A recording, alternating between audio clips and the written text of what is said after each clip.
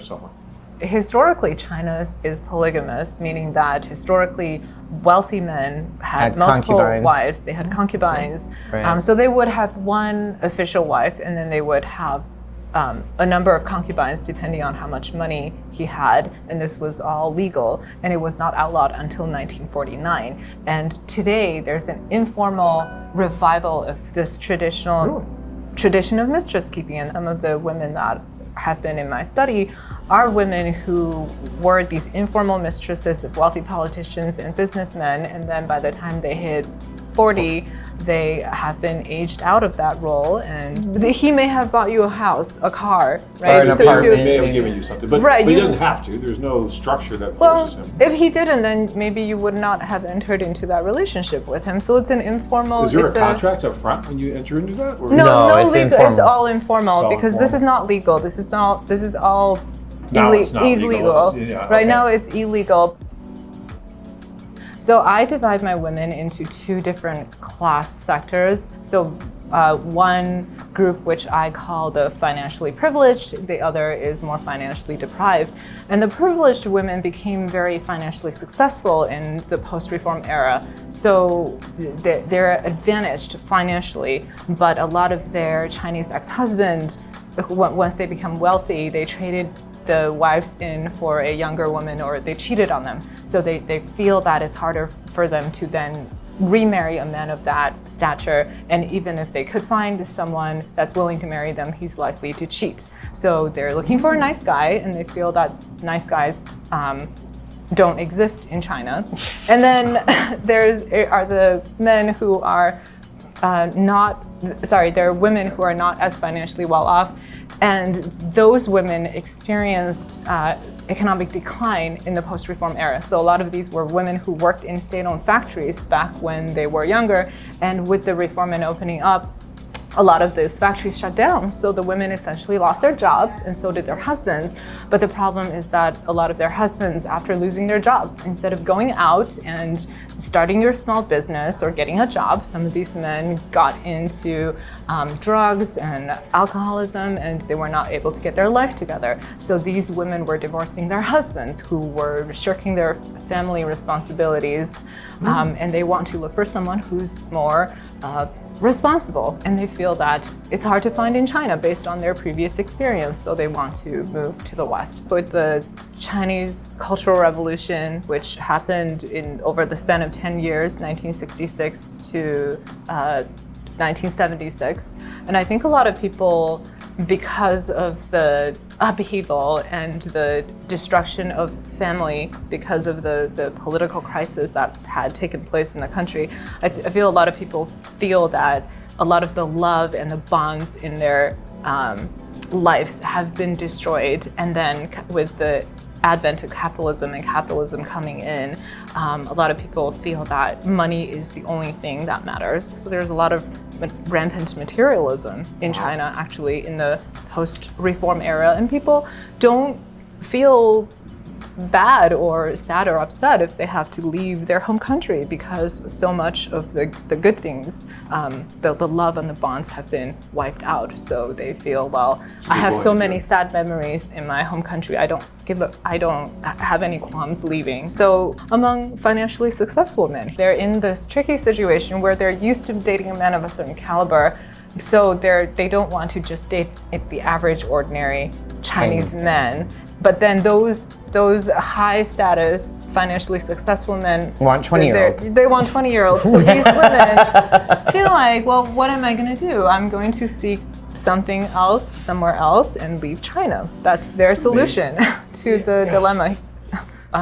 Speaking of this, one woman comes to mind. So she had married a man who other people at the agency says is out of her league in the way of looks, because he looks like a Western movie star, like Tom Cruise, and but he was a few years younger and less affluent, and she fell in love, and that she felt that was the relationship she wanted, because she owned a lot of property in China, and for her it's just a divestment of her assets from China to the US, right? If she's going to invest in a business or buy a property in the US, it's the money is not disappearing, she's just moving it from one location to another, and she gets to be with the person that is kind to her and that she's attracted to. So why not, right? So you can see some women, that's something they want. And then there are other women who feel that they may want someone within their socioeconomic class, so they share similar tastes in fine dining or travel,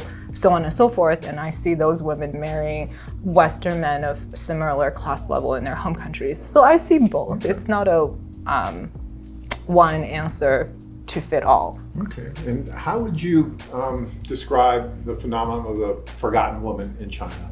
The women that are the leftover women that we hear about. I mean, is that a real thing? And what would you say about that? You know, interestingly, the leftover women is a real phenomenon in China, and I think the term, at least it used to refer mostly to professional women in their late 20s and early 30s or even mid 30s who are single, professionally successful, and wanting to marry. So actually we don't see too many of those at the agencies I'm looking at. In the agencies where I study, it's mostly middle-aged divorced women who are seeking second chance marriages, or mistresses of very wealthy Chinese businessmen who have aged out of their job, quote unquote. Their role. He has a new mistress. Yeah. Who's younger. Yes.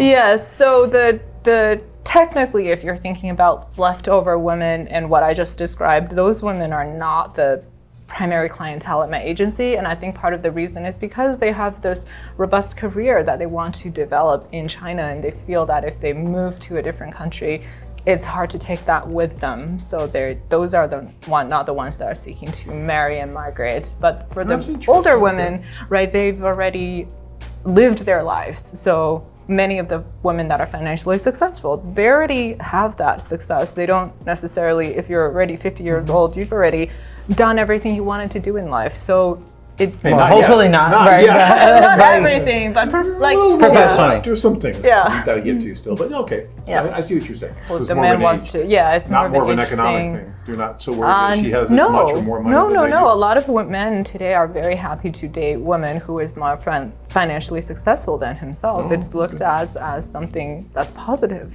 Okay. Yeah, because and there are lots of men that are willing to date older, more financially successful women, but it's the women that actually don't want to date down. That's why a lot of the leftover women feel like they're stuck, because they're not willing to date a man who's less financially successful than themselves, but then the ones that are as financially successful think they're too old. That's essentially what's happening. Okay. So in China today, parents are expected to purchase homes or at least put down a down payment for your children, and especially if you have a boy, because the boy is expected to own a home in order to propose to a girl, because she would want him to have that ready to go at the time of marriage, and it's usually the man's responsibility or the man's side of the family. So because of that, having a boy can be a big financial burden down the line, and this is why when it comes to remarriage, a lot of men are not interested in marrying a woman who has a son, because that means that he will have to help fund for the son's home before he marries. Very interesting. I did not know that. So I wish we had that. yeah, I don't have to think about that. So if you are a woman in China and you have a daughter, you're telling me that it would be easier. It would be easier. There would be more men interested in a second marriage with you versus if you had a son, and that's a real social fact. We had a gentleman that we interviewed not too long ago who went to China on his own. He met a woman just writing through our site, and he went and he met her, and he just fell in love with her, and he stayed there for a few months, and he got married to her while he was there, and then he brought her back. And about 2 years later, he called us and said, "John, I just want to let you guys know how happy we are and how thankful we are that you guys helped us." And then we actually went and did an interview with them, and then Tanya and I later went and had dinner with them, because they live about an hour up north.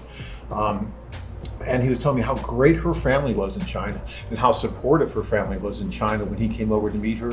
I mean, he said they were like my family.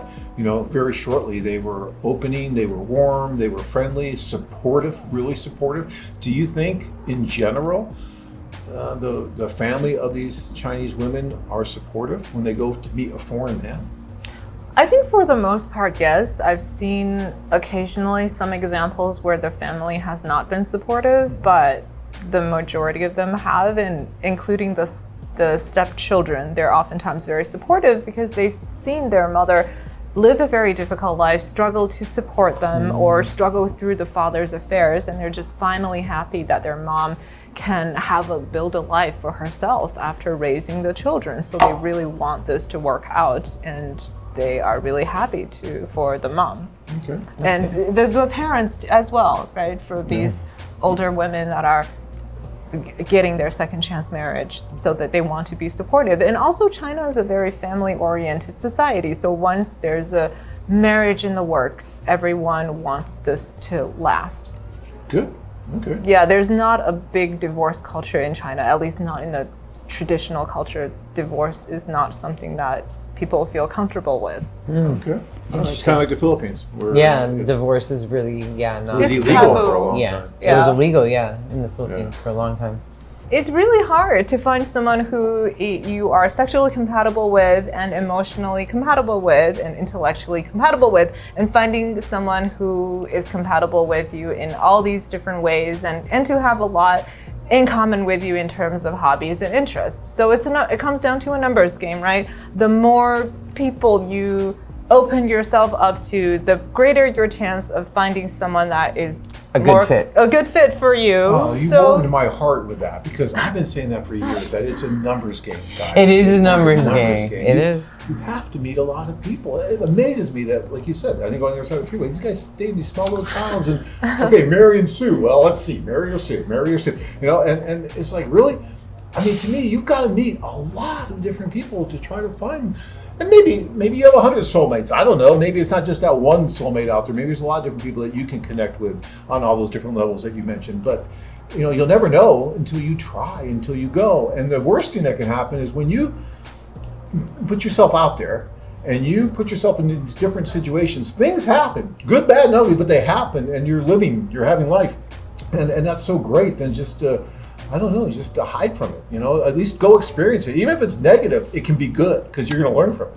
Right, and learn what not to do in the Yeah. future. Learn things about what you like and don't like in a person or in a relationship setting, right? Because how do you know what you like until you know what you don't like? Or Absolutely.